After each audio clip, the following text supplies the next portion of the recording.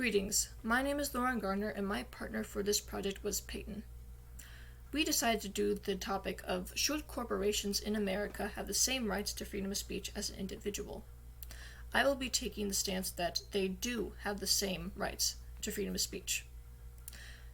Going into a bit of America's foundation a little bit, we can see that America has always highly valued its citizens' personal freedoms above all else. It does not take too much digging to see that the First Amendment to the U.S. Constitution is basically a laundry list of all of the personal freedoms that its citizens are entitled to. The most important of which, for this presentation, is the right to freedom of speech.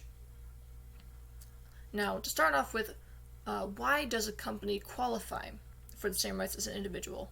Why is a company qualified to have freedom of speech? Put simply, it is because a company is composed of individuals.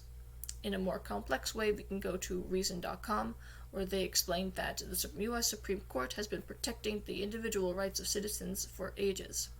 But we see in 1936, a newspaper company came forward with issues on the on the topic of freedom of speech, and the Supreme Court ruled in their favor, claiming that they had the right to freedom of speech because all the works composed there and the works published were all created by individuals who have those rights, those protected rights. Later on, after 1936, more non-media companies would come forward with the same issues of freedom of speech.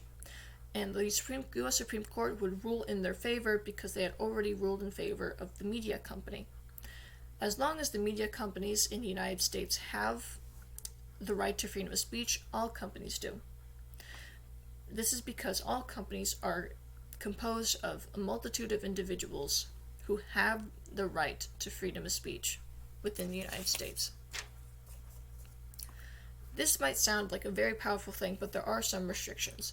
The most notable one coming in McConnell versus the Federal Election Commission, where the Supreme Court ruled that companies as a whole cannot make mass donations to political campaigns. So what this means is that Starbucks Corporation cannot make mass donations to a presidential candidate. However, the CEO of the company can.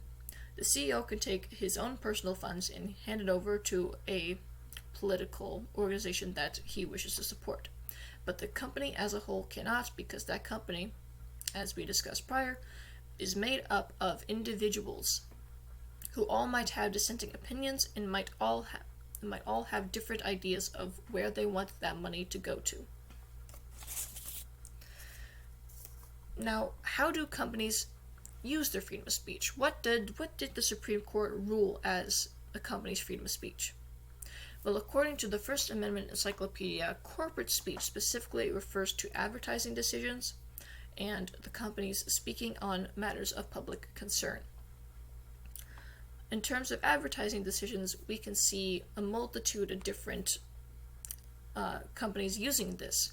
It doesn't take much more than to open up your computer and browse the internet to have a multitude of pop-up ads appear. It doesn't take much more than to drive down the highway and see a multitude of massive billboards advertising different things.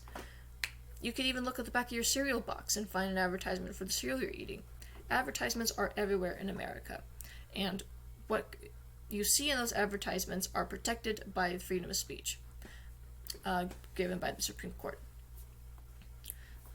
Now, these advertisements that I listed before are usually protected everywhere. They're not very off cuff.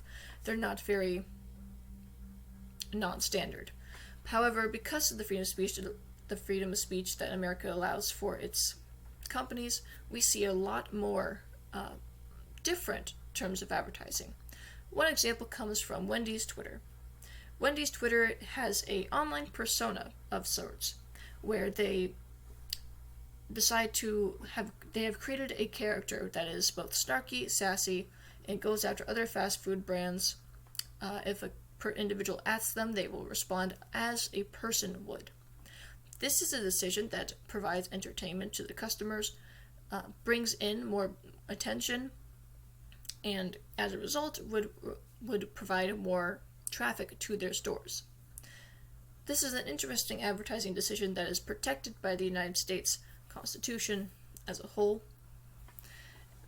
It is not that much of an issue at the end of the day because Wendy's does not go out of their way to threaten anyone. It is all harmless fun, and it is just a good way to bring attention in because that's what it is advertisement. Another one that we see that speaks specifically on social issues is the ice cream brand Ben & Jerry's. Ben & Jerry's from its inception has never made any false claims that it wasn't a very political, very liberal brand. The makers of Ben & Jerry's were very liberal people who put their ideas into their ice cream and into their containers for ice cream. And nowhere is this more obvious than during the Black Lives Matter movement, where a lot of the ice cream containers started to show motifs of different Black Lives Matter individuals, important people from the movement, all of that sort of advertisement to push the Black Lives Matter movement out there. But also, if you go to the Ben & Jerry's Instagram page, we can see a multitude of different posts from them that have things such as pointing out white supremacists and making it so that people are aware that this is an issue, and also defunding the police. This is protected by the United States Constitution as well. And this should continue to be protected by the U.S. Constitution for reasons that I will explain here. The U.S. Constitution provides these companies the ability to get their opinions out there and to allow them to push for political and social change. This should continue to be protected because this is what America is all about. America, from its inception, has been about pushing change from an individual perspective.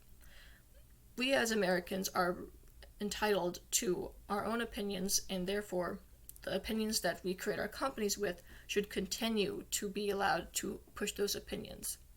Now, does this mean that the consumers need to agree with those opinions? No. But this also allows for consumers to see what the company stands for, and then they're allowed to make those decisions about whether or not they want to stand with that company or if they want to give their money to another one. Companies being able to have the freedom of speech and push out their own opinions allows for Americans to make more informed decisions about what they want to support and who they're supporting. It allows for Americans to do a quick Google search, for example, see what the company stands for, and then decide whether or not that company is worthy of receiving their funds or not. This is America, and we highly value our personal freedoms, and we highly value our freedom of speech and freedom of decision. Companies having the freedom of speech and freedom of decision is not that far of a step, considering that it is created by American individuals who have those same rights on a whole. Thank you.